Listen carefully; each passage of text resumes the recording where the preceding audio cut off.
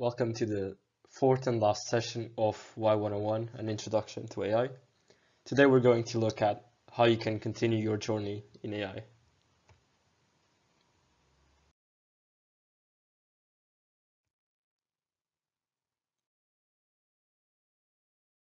Over the last 3 weeks, we learned about terminology and the differences between AI, machine learning, and deep learning. We learned about the areas and applications of machine learning. So we saw how, for example, computer vision could be used to read addresses of parcels. We learned about the architectures and mechanisms in modern AI. So we looked at the transformer architecture and the perceiver, which can handle different types of data at the same time. And we also looked at AI safety and the existential risk.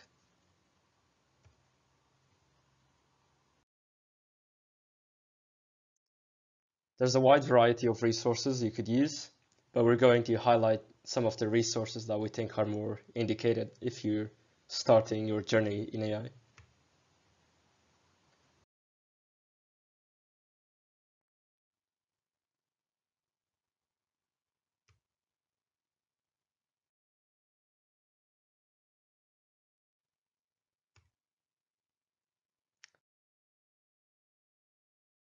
The first course I want to look at is WAI102, an introduction to neural networks. This is a 3-week course organized by Warwick AI, and you'll be guided through the creation of an image classifier using PyTorch and Python. So in the first week, you will be introduced to neural networks and some of its applications. You're then going to implement your model in PyTorch. And lastly, you're going to analyze your results and get some exposure to more complex architectures. The only requirements for this course is that you have some experience with Python, and we'll teach you the basics of PyTorch so that you can train this model. This course is starting this Tuesday, so if you want to take part, you can go on our website and submit the registration form.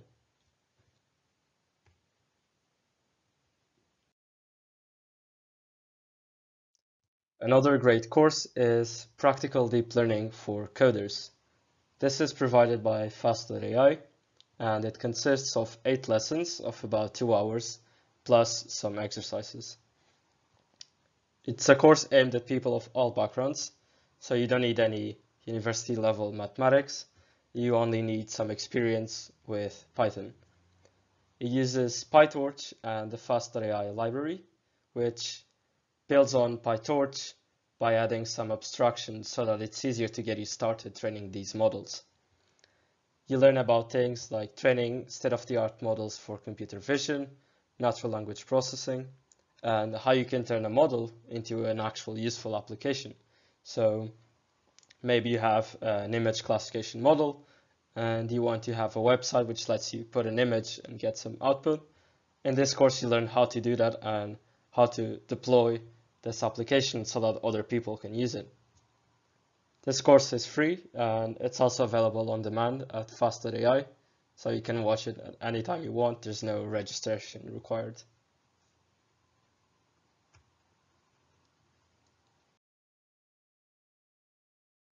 Next up we have Minds and Machines.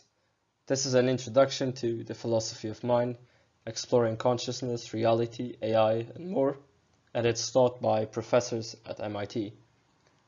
This is slightly longer than the other courses we've seen. It has a duration of 12 weeks, plus some exercises.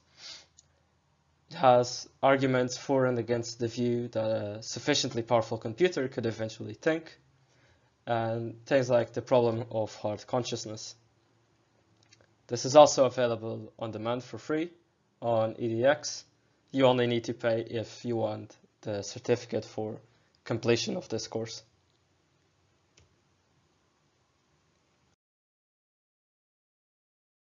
Another great opportunity, if you're interested in AI safety, is the Cambridge Effective Altruism AI Safety course.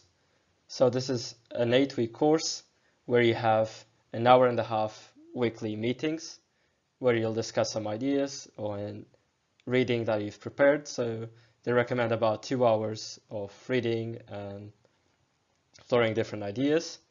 And as part of this course, you'll get to work on a project of your own and present it at the end. If you want to sign up, the sign-ups close on the 15th of December, and the link will be available on the blog post or if you click on the link in this slide.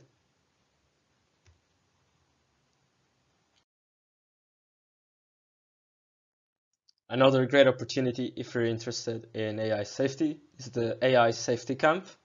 So you'll be able to collaborate on an open problem with experienced research mentors.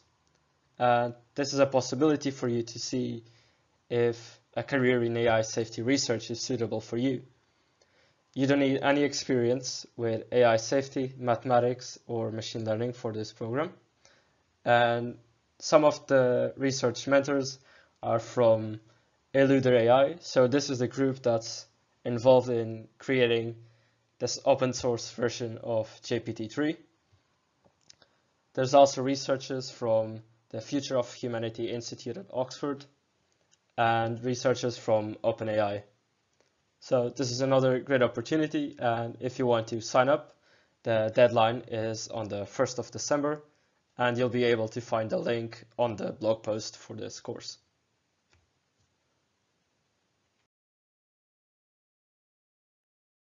If you want to get even more hands-on experience, you can take part in competitions.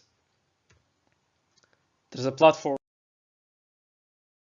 called Kaggle, which has data sets, it has a forum and competitions.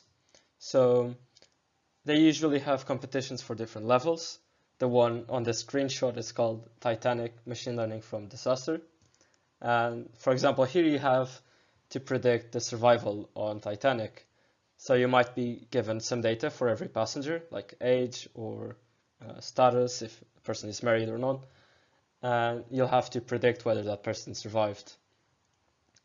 So in these competitions, you're given some data. So in this case, you have thousands of passengers, and you make some predictions on data that they haven't shown you yet. And if you perform well, you're given a score, and you'll be placed on a leaderboard. And this is a great way for you to engage with more practical machine learning using PyTorch or scikit-learn and other very popular frameworks in machine learning. And in these beginner competitions, you'll also have some videos and tutorials that guide you through how to analyze this data or how to train a model. You also have a discussion section where you can discuss your results with other people taking part in the competition. And there are also competitions created by companies, so they'll usually have some monetary prize, and it's usually also a real-world problem. So you have here the NFL is giving $100,000 to people making models to predict performance. And I think this is another great way of gaining more practical experience. And you'll also be working with real-world data, so in an actual problem.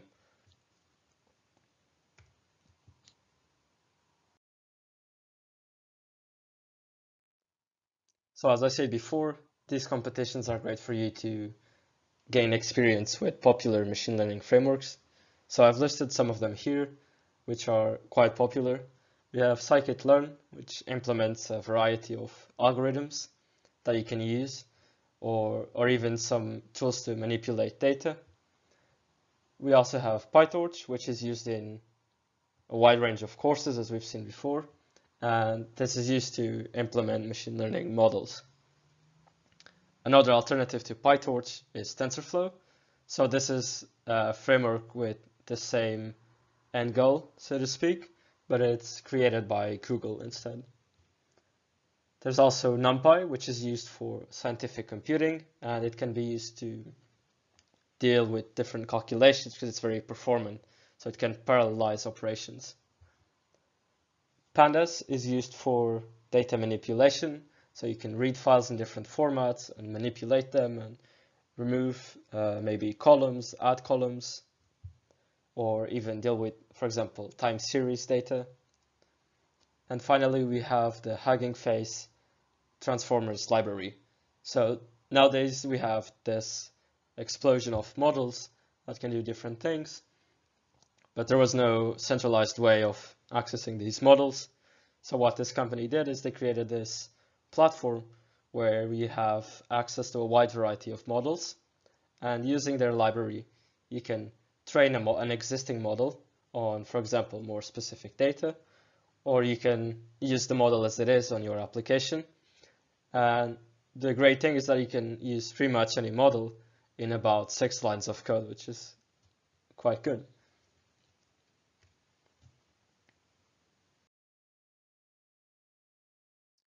You can also take part in Warwick AI projects. So we're running these throughout the entire year. We've recently had a drone project where you used a computer vision model to recognize your hand and estimate the position so that you could move a drone using your hand. We're also going to run other projects which have different levels of difficulty. We have introductory projects if you don't have as much experience. We have intermediate projects, and we also have advanced projects. And in these projects, you'll be guided through the entire process from creating the model to trying it on the drone on the example I gave first.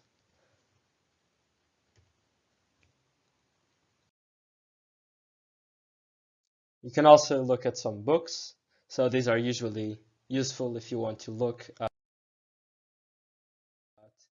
more theoretical aspects, or if you just prefer this type of resource. The first book is the 100-page machine learning book. This is a very concise introduction to machine learning. And as the title of the book says, it's about 100 pages. And it covers everything from the necessary notation before diving deeper into the more theoretical aspects, making this book very suitable for pretty much anyone curious about machine learning. And it's available for free. The author has published a wiki where you can access the individual chapters. And there's also a code repository where you can recreate the figures that are on the book.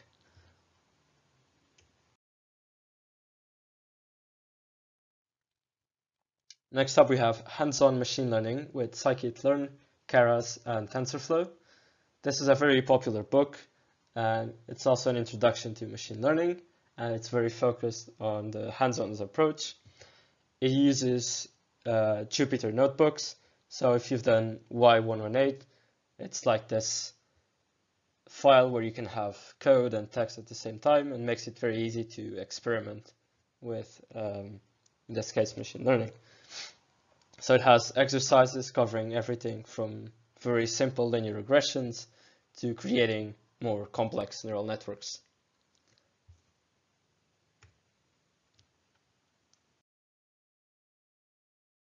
If you're interested in other aspects of AI, such as superintelligence, this book by Nick Bostrom asks the questions: what happens, for example, when machines surpass humans in general intelligence? Will they save us or will they destroy us? And it talks about the future of humanity and intelligent life. So if you're interested in things like AI safety and other philosophical aspects, this is a great read.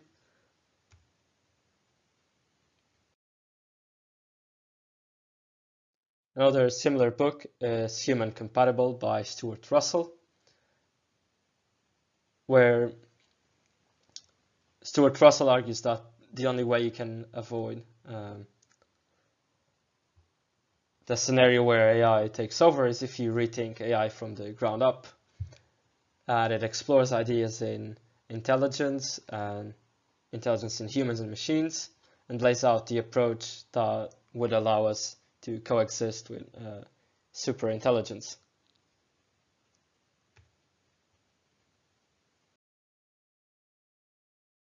Finally, we have The Precipice.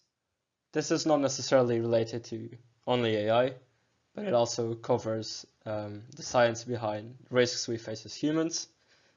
And other existential risks.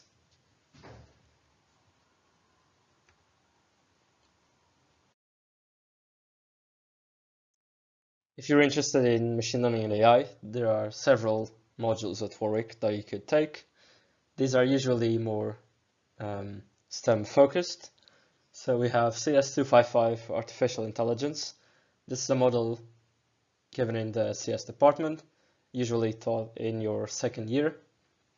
And it covers good old-fashioned AI and an introduction to agents and things like that. So it's less focused on more modern artificial intelligence, but it's a very good introduction. There's also MA3K1, Mathematics of Machine Learning, if you're interested in theory behind machine learning.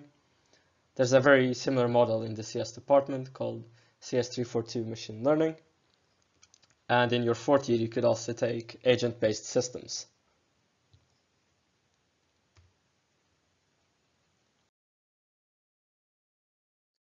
In terms of careers, there are different roles that you could do that are related to AI. So you could be a machine learning engineer, you could be a research engineer, research scientist, data scientist, or even a software engineer. So these roles have slightly different meanings, and depending on the company, they might also attribute different responsibilities. For example, as a software engineer, you're not guaranteed to work on AI, but some companies will have specialized software engineer roles that focus on machine learning. As a machine learning engineer, you'll obviously be more focused on dealing with machine learning. If you're interested in research, the research scientist and research engineer positions might be suitable for you. And if you're interested in analyzing data and trying to extract useful information from them, the data scientist position is also very popular, although more related to data science.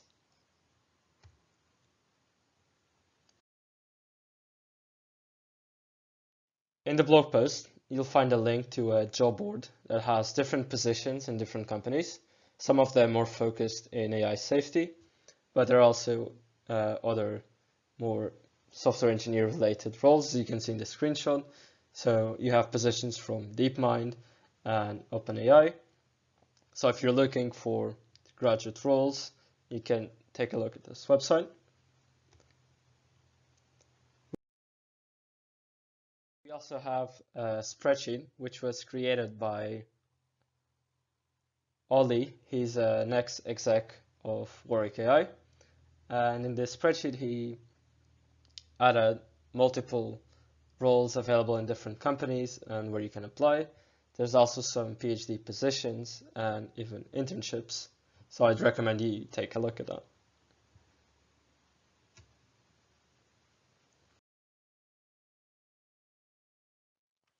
A lot of these roles require a master's degree or even a PhD.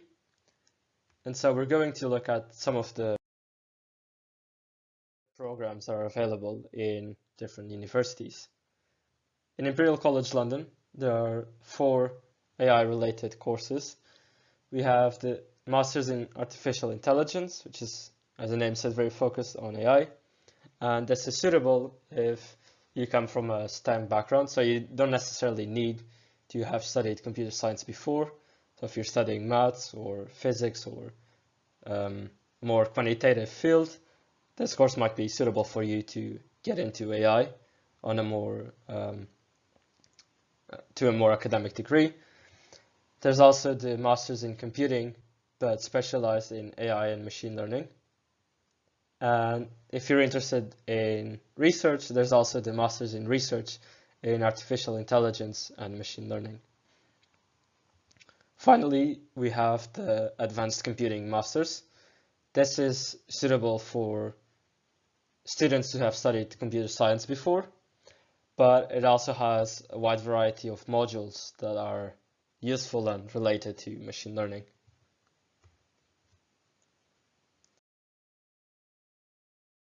The University of Edinburgh also offers a wide variety of courses related to AI. So we have the Masters in Artificial Intelligence. There's a Masters in Cognitive Science, which is a more interdisciplinary course. If you're interested in things like natural language processing or speech processing, they have a specialized Masters in that called Masters Speech and Language Processing. And they also have a Masters in Computer Science, which, although it's more focused in CS, it also has a wide variety of modules that teach you things about machine learning and AI.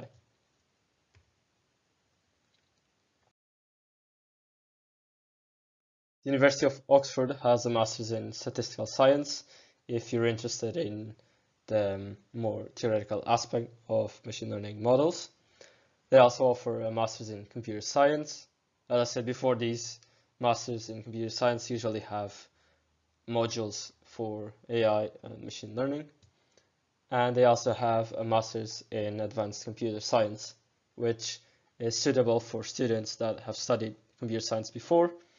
And if you haven't studied computer science before, the Masters in Computer Science might be suitable for you to change areas. They're called conversion courses sometimes.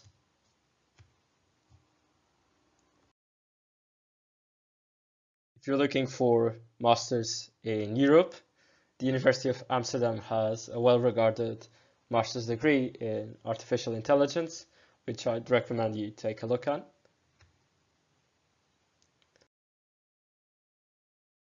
And finally, the University of Cambridge also offers courses related to AI.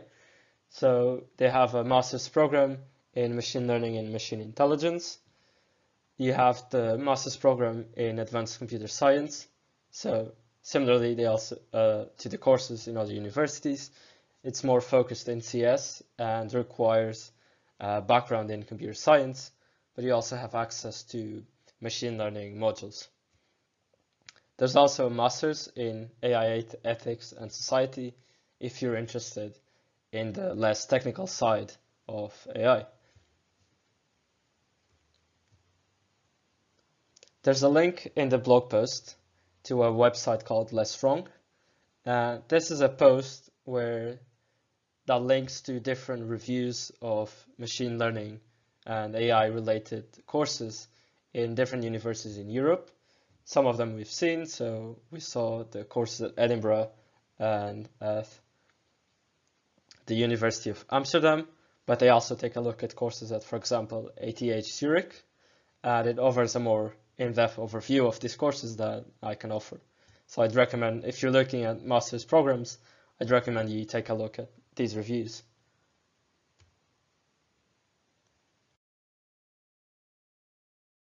Finally, we're going to look at two scholarships that are available in the UK if you're planning on studying courses related to AI. The first one is the DeepMind Scholarship, and it provides help with tuition, stipend, or living costs, as well as a grant for equipment or if you want to attend an academic conference like iClear. You'll be paired with a DeepMind mentor, and they'll help you achieve your goals. And this scholarship is available on different universities in the world. In the UK, it's available at Imperial College London, UCL, and I think Bath. So it aims to help people of disadvantaged backgrounds or backgrounds that are not usually represented in AI and machine learning to take part in AI.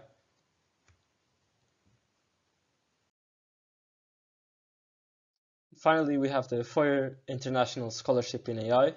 This is a scholarship provided by the University of Warwick, and it includes full tuition fees for 3 years for a master's or a PhD course, whether you're home or EU or overseas.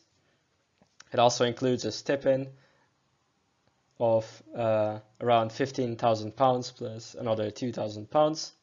And it also includes support for travel, equipment, and research.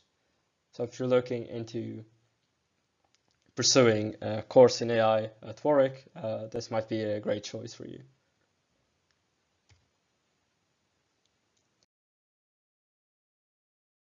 So we've covered some of the resources, but we have a more exhaustive list in a document that you might have seen before. So we've shown this in other sessions, but if you haven't seen it already, you can scan this QR code. And this will take you to a Google document where you can find books, videos, courses, or even researchers that you could follow on Twitter to keep up with the world of AI and continue your journey in the world of AI.